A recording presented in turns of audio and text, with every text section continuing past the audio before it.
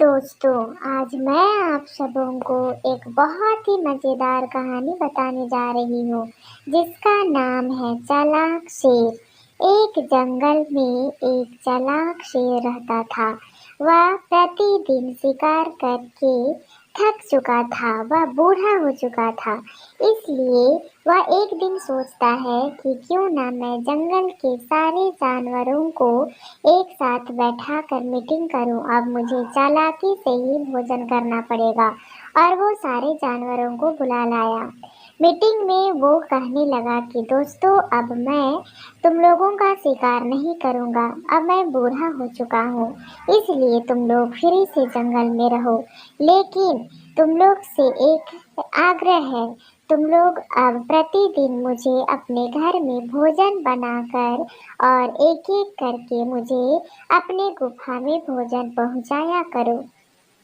ये सुनकर बाकी जानवर बहुत खुश हुए और उन्होंने उनसे वादा किया कि हम लोग प्रतिदिन अब आपको भोजन पहुंचाएंगे।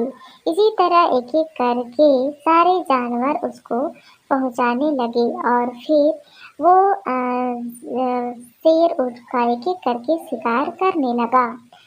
इसी तरह जंगल में जानवरों की संख्या कम होती गई। इस बात को देखकर लोमड़ी सारे जानवरों को बैठक में बुलाया और फिर दूसरे दिन लोमड़ी ही भोजन पहुंचाने के लिए शेर का गुफा में चला गया और वह फिर भोजन को गुफा के बाहर रखकर शेर को आवाज दिया, शेर भाई, आपका भोजन बाहर रखा हुआ है, आप उसे ले जाइए।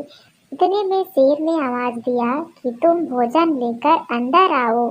तो इतने में लोमड़ी ने उन्हें कहा कि आप सारे जानवरों को एक एक करके मारते हैं। उसने कहा, यह क्यों कहा? तो लोमड़ी ने उत्तर दिया कि यहाँ पे जानवरों का पांच बना हुआ है।